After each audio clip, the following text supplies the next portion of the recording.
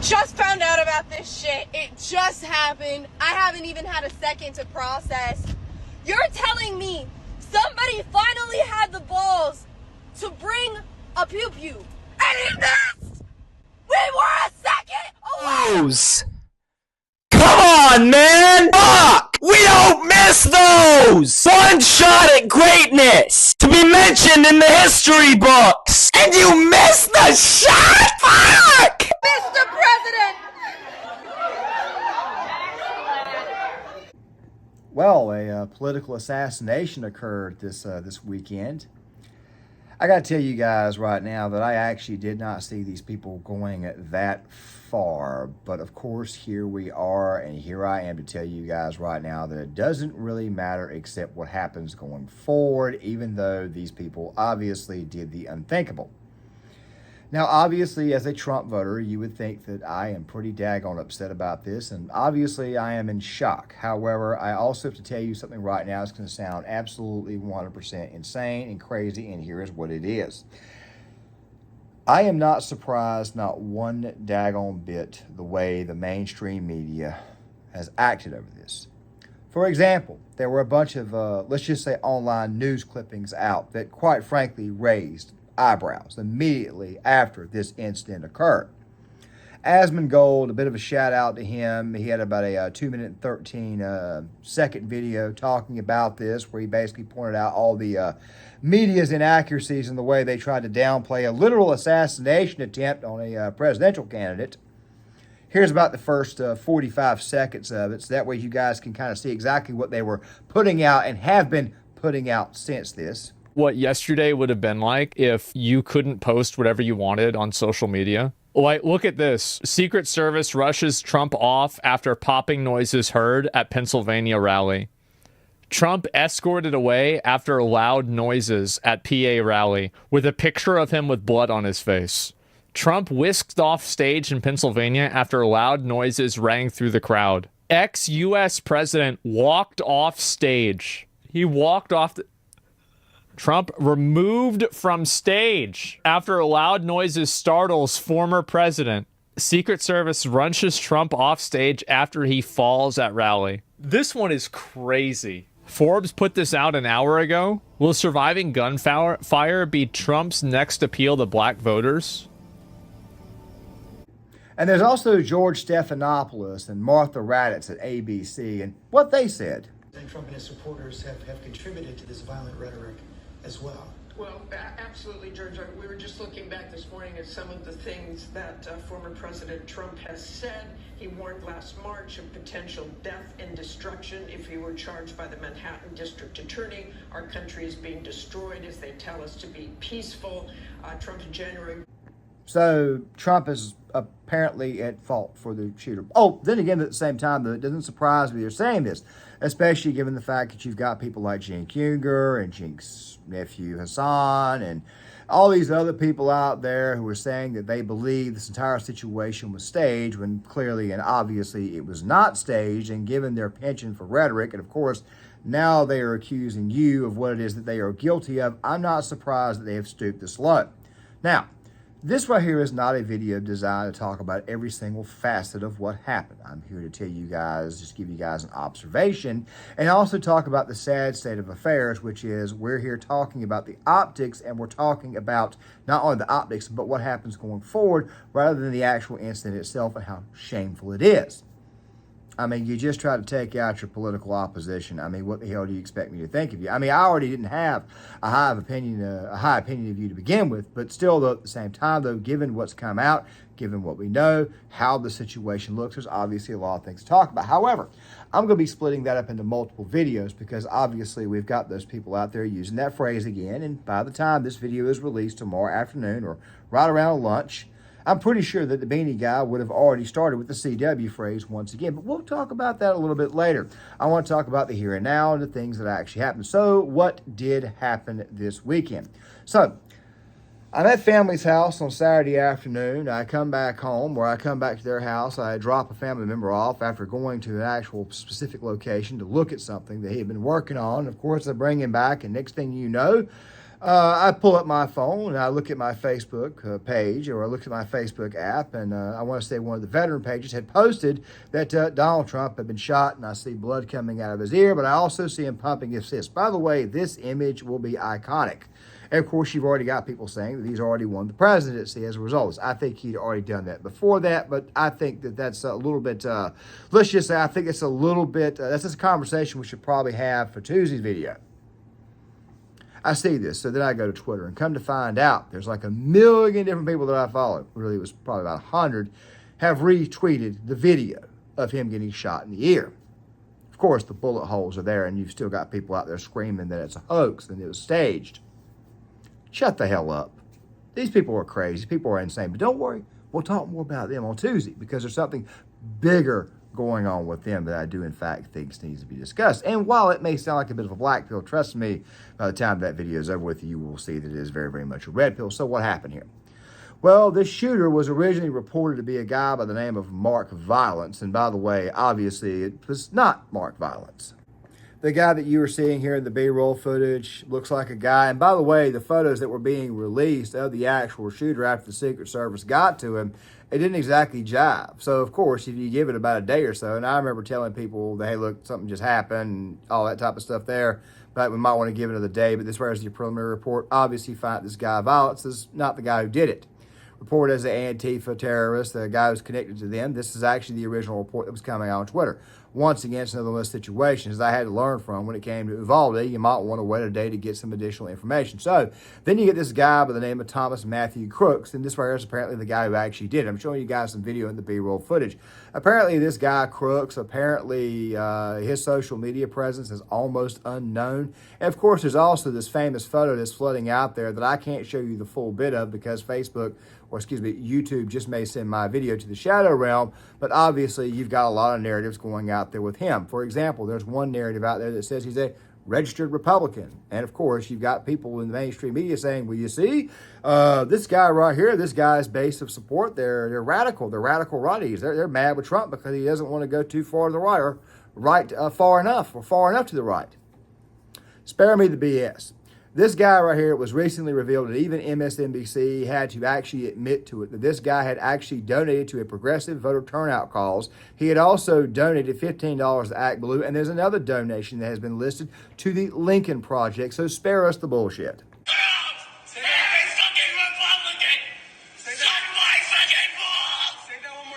And also, if you talk to the guy's friends, you get this little nugget here. Almost every day. In what way? Can you explain? I mean, he would sit alone at lunch. I mean, he was just an outcast, and you know how kids are nowadays, so they're gonna see someone like that, and they're gonna target him because they think it's funny or whatever, so it's the best way I can describe it. And it's honestly kind of sad. Like, I don't want to say this is what provoked it, but you never know. Yeah. You said he was a loner? Yeah.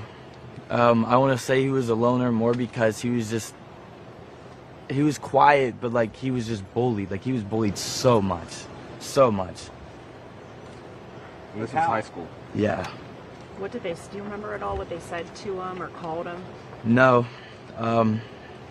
He was just made fun of, I guess, for the way he dressed or his appearance. How did he dress? Like they were just saying jeans. He'd wear hunting outfits sometimes. He would always wear a mask, even after COVID. He wore a mask, like a COVID mask, like even after. He was wearing a mask after COVID.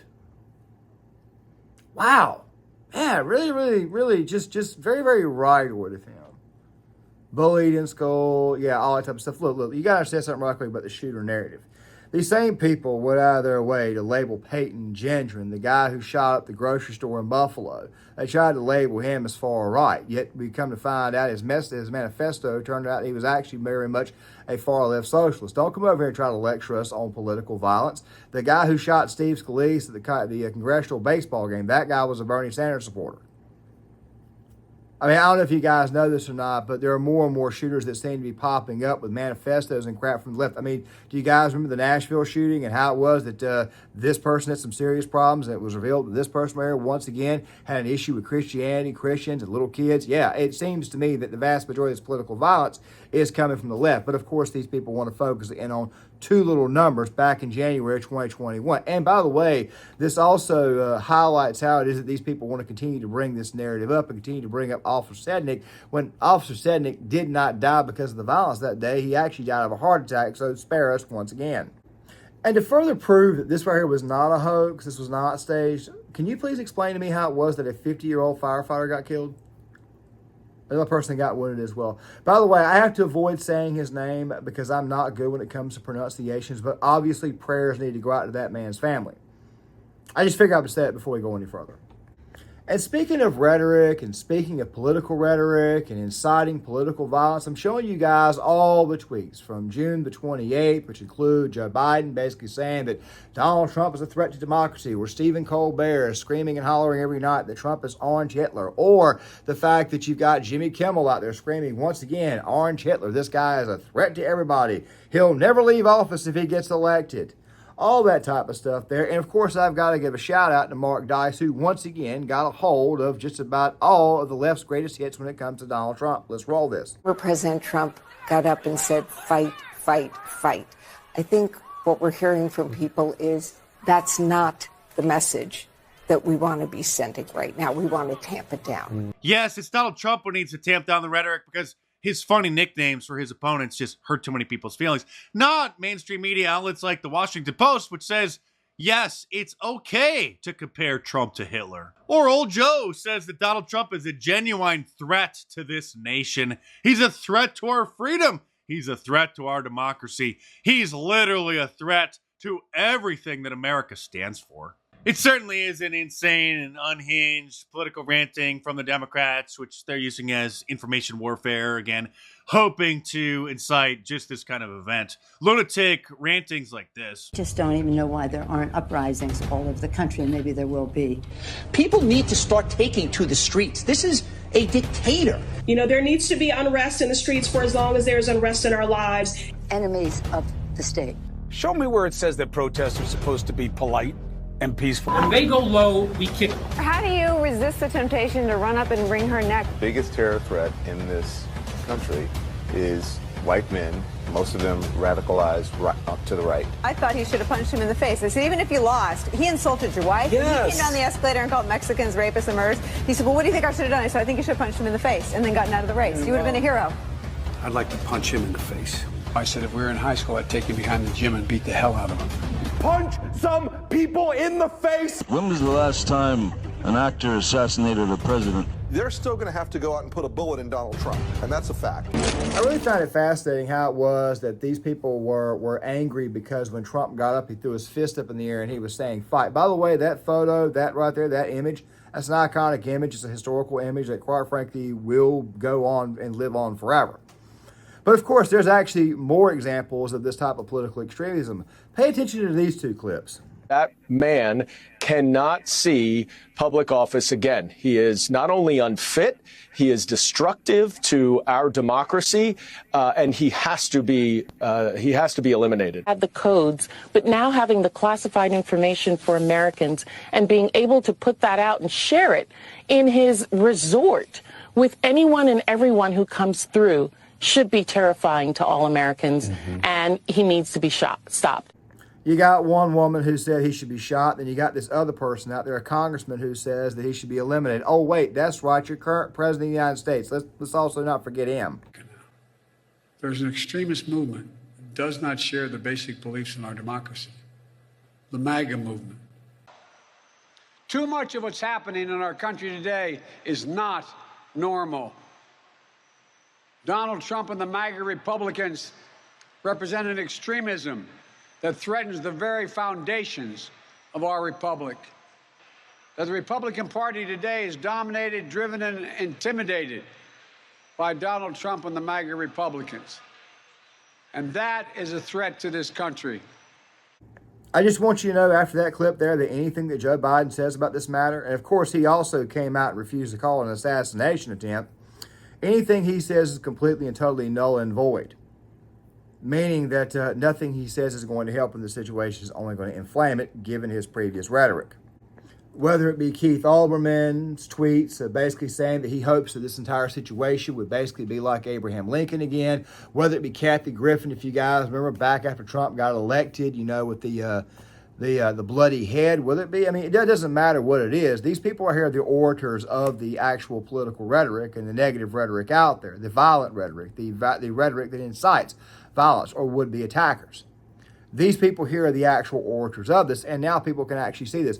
I found it very funny, especially looking at the tweets this week from people the likes of Cenk Uygur and Tassan Piker, people on the left-leaning personalities. There's also this one from Emma Vigeland that says, "We are also screwed." I can't say the actual word. And then Francesca Fiorentini, whatever the hell her name is, a crazy woman who's a left-wing political commentator, a left-wing comedian. This woman's just absolute loon. I think I've done a video on her before. These people, as you can obviously see, and you see with their actual tweets, the only thing they did was turn off their own base of followers.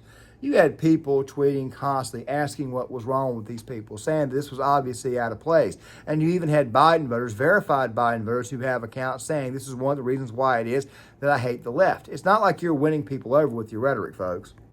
But to keep this video from turning into a devolved rant, and some people may have already clicked off the video saying that they believe it's a rant, I'm going to save that more for Tuesday's video because obviously we got a certain phrase to talk about. So what exactly happened here?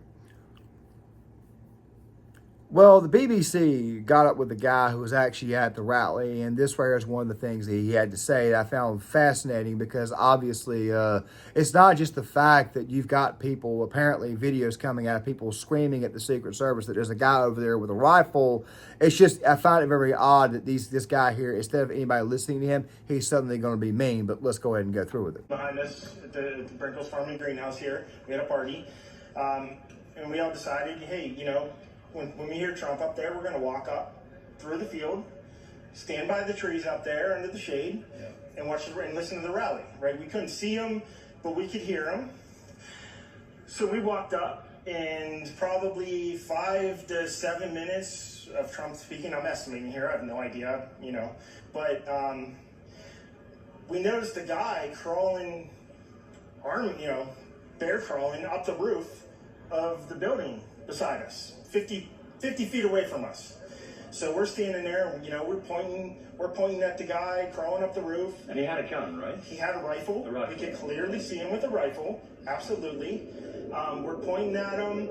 The police are down there running around on the ground. We're like, hey man, there's a guy on the roof with a rifle.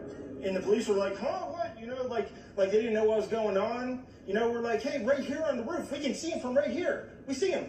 You know, he's crawling. And next thing you know, I'm thinking to myself, I'm like, why is Trump still speaking? Why have they not pulled him off the stage? I'm standing there pointing at him for, 2 or 3 minutes. Secret Service is looking at us from the top of the barn. I'm pointing at that roof, just standing there like this.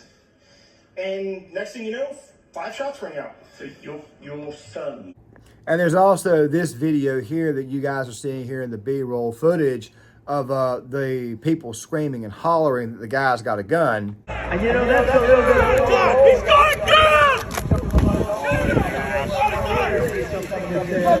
It seems to me that obviously there was a breakdown here and the Secret Service did not do their job. Now, before I start throwing around accusations and screaming deep state or whatever, this right here is what I'm going to say at this moment in time.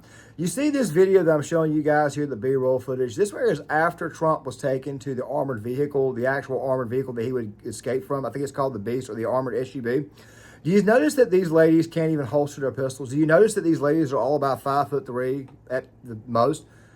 Former President Trump is 6'3", over 220 pounds. Don't you think maybe would be a good idea that maybe, just maybe, the former president needs grown-ass men who are a little bit more athletic? Maybe he needs people who are actually built properly to actually protect him. Also, to go on top of this, the sniper team that actually shot the shooter after the shooter took shots at the former president, they were late in their actual shooting. They actually froze up. This right here looks like a failure by the Secret Service, and the director of the Secret Service needs to resign. Diversity, equity, inclusion strikes again. Did you think that maybe the Secret Service, a job that's designed to protect the president, you think that maybe it might not be a good idea to go with women? I mean, this girl right here can't even holster her pistol correctly. I'm just simply saying, but of course somebody will come in here and call me a misogynist for pointing that out. But once again, though, that's where we're at right now. But we'll talk more about that on Tuesday. You know, I would feel guilty for not pointing this out, but Jack Posobiec mentioned this earlier, and I just figured I'd go ahead and throw this out there. The bullets rang out at 6:11 p.m. I'm leaving this up here, Ephesians 6:11. Basically, it says that just put on the armor of God to protect you from the works of the devil. Obviously, the armor of God was on the former president. I just figured I'd point that out. But let's get back to it. Diversity, equity, and inclusion. Come to find out, it was Elon Musk put out there that the current director of the Secret Service, by the way, the same Secret Service that Trump has been requesting more agents from, the same Secret Service that has been denied to RFK. Oh, the Krasensteins, they finally decided to say something's up with this, even though they still have Biden's, in their mouth. Very, very dishonest people, these Krasensteins are. Brian and Ed both, they're extremely dishonest. But I'll let the beanie guy take care of them because he's the one who complains about them the most. They tried to pass a bill the other day, about 3 weeks ago, Bernie, congressman, to strip Trump of Secret Service protection. They tried to strip Trump of Secret Service protection back in 2021 after 6/1 and the second impeachment. That was the goal the whole time, was to be able to take him out. What do you think these trials were? These trials that he's been going through were all designed to go after his money supply, to make him broke. That's what they were all about. They were all designed to weaken him. And now that they failed, they've obviously turned to the other option. So spare us the BS. Anything that Biden has to say at this moment in time, anything the DEI Secret Service lady has to say at this point in time, is a complete total moot point. Nobody's going to listen to you anymore. Okay, you can try to spin this all the hell you want, but your credibility is gone. I mean, I'd said for a while that the media was dead, but this right here to me is just further and further proof that it's dead. It just needed to be buried. And of course, like Disney, it's just the fumes that are emanating off the rotting corpse of the mainstream media that we're dealing with now. So, yeah, you guys really screwed this one up. But let me go ahead and say this really quick.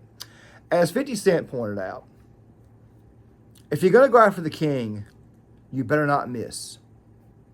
But you guys tell me what you think in the comment section. I would love to hear what you guys have got to say.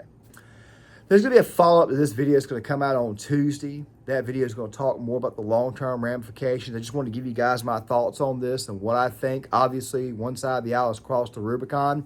And obviously, when they cross the Rubicon the way they do, they obviously open up things to happen in the future. I'm not advocating. I'm just simply calling it how I see it. But please, still, hit the like button, subscribe, share the video, sound off in the comment section. I'll see you guys later.